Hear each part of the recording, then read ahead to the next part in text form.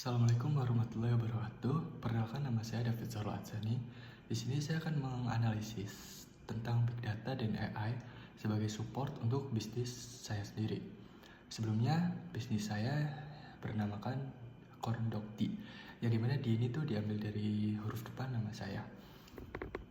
Saya menjual berbagai macam kondok yang berkhas dari Amerika atau biasa dikenal dengan Western meal atau Western food. Saya juga menjual makanan pendampingnya yang berasal dari Italia, yaitu pasta panjang fettuccine dan pasta pendek makaroni. Tentunya dengan minuman-minuman segar yang bersoda, agar bisa menikmati keaslian dari Western meal. Tentunya di zaman yang sekarang yang sangat maju, saya menggunakan AI dan Big Data untuk keberlanjutan bisnis saya sendiri. Yang pertama, saya akan mengidentifikasi sektor dan masalah bisnis. Sektor yang saya pilih di sini itu adalah kuliner atau F&B yang bisa disebut food and beverage. Untuk masalah bisnis utama yang saya lalui itu pertama ada permintaan harian. Saya kesulitan memprediksi permintaan para pelanggan yang dimana itu berganti secara cepat. Permintaannya berharian jadinya. Lalu yang kedua, preferensi pelanggan. Saya juga tidak tahu tentang rasa, topping, dan minuman yang cocok di lidah pelanggan, terutama di topping. Jadi saya tidak tahu topping apa yang saya harus siapkan segera untuk bisnis saya selanjutnya. Lalu yang ketiga itu ada distribusi bahan dan stok. Stok dan bahan yang belum efisien untuk pengiriman. Dan juga saya juga belum bisa menemukan penjual bahan dan stok itu yang efisien atau yang cocok untuk bisnis saya. Untuk karakteristik yang sektor yang saya pilih ini, yaitu kuliner dan F&B. Yang pertama itu adalah persaingan yang sangat tinggi. Persaingan yang sangat tinggi dan trennya itu cepat berubah. Karena pesaing-pesaing yang sudah menggunakan street food sebagai bisnisnya atau western food itu sudah sangat banyak. Yang kedua itu butuh respon yang cepat terhadap selera pasar. Yang ketiga itu adalah margin keuntungan tergantung terhadap efisiensi bahan stok saya. Lalu yang ketiga itu masalah bisnis yang bisa diselesaikan dengan teknologi ini. Yang pertama, AI. AI ini bisa memprediksi berapa banyaknya kondok yang laku di hari ini atau hari besok. Bisa juga memprediksi tentang cuaca atau tren-tren yang sangat cepat berubahnya. Ini tuh membantu saya mempersiapkan produksi produk-produk saya yang saya akan jual secara cepat. Lalu yang kedua ada Big Data. Big Data ini juga bisa menganalisis preferensi pelanggan melalui jam beli favorit, cuaca, dan juga dari tren media sosial. Yang ketiga, sistem ini juga bisa mengotomatisasi pengaturan pembelian bahan stok. Jadi jika ada bahan dan stok saya yang sudah menipis, itu tuh sudah langsung segera disiapkan melalui rekomendasi.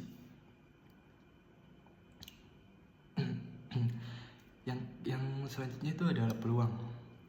Peluang dari bisnis saya sekarang itu yang pertama adalah naiknya minat masyarakat, terutama di remaja. Sangat-sangat meningkat minatnya di western food atau street food ini. Lalu penggunaan AI dan Big Data yang jarang untuk bisnis-bisnis kecil seperti saya atau bisnis pesaing. Lalu yang ketiga itu adalah pemasaran digital atau trend review. Itu tuh bisa meningkatkan awareness dan bisa menarik banyak pelanggan lagi.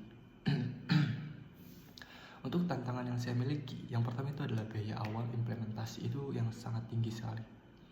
Lalu kedua, perlu juga saya karyawan yang sudah mengerti atau yang cepat mengerti, cepat adaptasi tentang teknologi sekarang, tentang Big Data dan AI ini untuk diimplementasikan sebagai support. Lalu yang ketiga adalah risiko keamanan data pelanggan. Di sini saya akan menggunakan contoh keberhasilan Big Data dan AI itu kepada kopi Janji Jiwa. Mereka itu menggunakan Big Data untuk memantau preferensi pelanggan, tren, rasa, dan lokasi paling ramai. Hasilnya tuh dia juga bisa mengekspansi banyak gerai secara efisien dan juga memberikan promo-promo terbaru berdasarkan daerah. Lalu yang selanjutnya itu untuk penerapan AI dan big data kepada bisnis saya. Yang pertama itu AI itu bisa membantu memprediksi saya, memprediksi harian produk yang terjual untuk evaluasi. Jadi untuk di hari ini yang paling laku apa, yang kurang laku apa, itu tuh bisa kita evaluasi nantinya. Selanjutnya kita juga bisa membantu mengumpulkan data transaksi dan ulasan pelanggan untuk tahu favorit menunya apa dan untuk bisa evaluasi juga.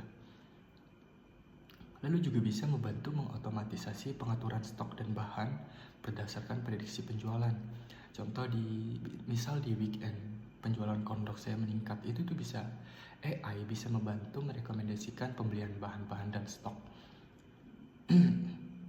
Untuk alur proses data, yang pertama itu ada data collection.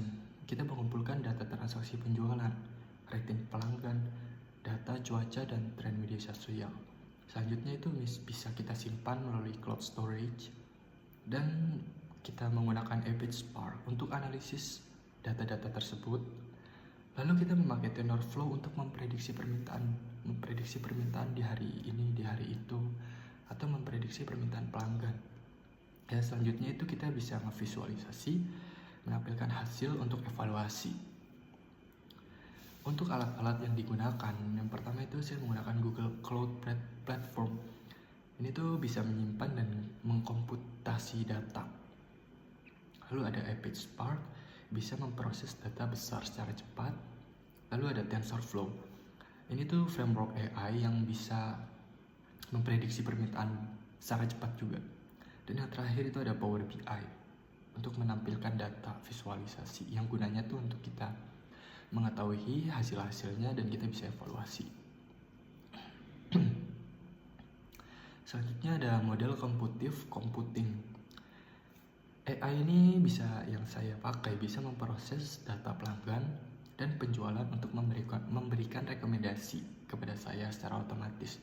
Contohnya tuh hari Sabtu, yang dimana peningkatan kondok saya meningkat 40%. Di sini AI merekomendasikan untuk saya mempersiapkan bahan dan stok secara maksimal biar tidak ada yang kurang gitu. Lalu untuk decision support sistem AI ini juga merekomendasikan insight real kepada saya. Contohnya kayak yang saya tadi bilang, merekomendasikan stok bahan, memprediksi permintaan harian, permintaan pelanggan juga, dan yang terakhir itu merekomendasikan menu yang paling laku di produk saya untuk menjadi iklan atau promosi gitu. Dan selanjutnya itu dampak sebagai nilai tambah AI yang saya gunakan sebagai support. Yang pertama itu meningkatnya efisiensi stok bahan yang dulunya itu mubazir menjadi lebih efisien karena berkurangnya bahan-bahan atau stok yang kelebihan. Karena AI ini membantu memprediksi penjualan hari ini akan laku berapa. Jadi kita bisa mentargetkan bahan stok sesuai dengan prediksi penjualannya. Lalu yang kedua itu keuntungan yang meningkat pesat. Kita bisa mengetahui menu paling laku dan waktu ramai pelanggan, contoh di hari Sabtu, atau jam-jam favorit kayak di malam hari atau sepulang orang kerja. Lalu yang ketiga ada kualitas pelayanan. Meningkatnya kualitas pelayanan ini didapat dari saya yang dibantu AI, di mana AI ini cepat tanggap untuk merespon sistem tren yang sangat cepat berganti. Jadi kita bisa mempersiapkan produk-produk apa yang akan dibutuhkan atau topping-topping apa yang lebih dibutuhkan di hari ini, di cuaca ini, atau di jam-jam favoritnya.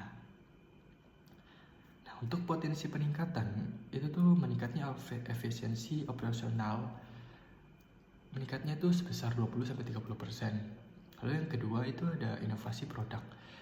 Saya bisa menginovasi produk melewati analisis selera pelanggan dan tren berdasarkan langsung dari pelanggan Yang ketiga, meningkatnya laba bersih. Meningkatnya laba bersih ini juga dikarenakan kurangnya pemborosan bahan dan stok. Jadi yang sebelumnya bahan dan stok saya sangat-sangat banyak mubazir, yang dimana laba bersih saya juga menurun. Di sini saya jadi meningkatkan laba bersih saya karena pemborosan itu yang berkurang. Dan yang terakhir itu tentang etika, privasi, dan keberlanjutan. Saya harus menjaga data pelanggan, seperti izin eksklusif langsung dari pelanggan atau menggunakan enkripsi. Ini itu untuk etikanya. Lalu untuk privasi, saya menggunakan AI. Ini secara transparan dan tidak diskriminatif, menjadikan privasi untuk pelanggan-pelanggan saya. Lalu untuk keberlanjutan, AI ini menerapkan sistem yang ramah lingkungan. Dari berkurangnya limbah makanan tadi yang saya jelaskan, limbah makanan, bahan-bahan stok yang melimpah, tapi permintaannya menurun, membuat limbah-limbah itu sangat banyak mubazir, jadi berkurang. Jadi untuk keberlanjutannya tuh kita bisa ramah lingkungan untuk bisnis ini. Sekian dari presentasi atau analisis big data dan AI untuk sebagai support untuk bisnis saya. Kurang lebihnya mohon maaf, terima kasih.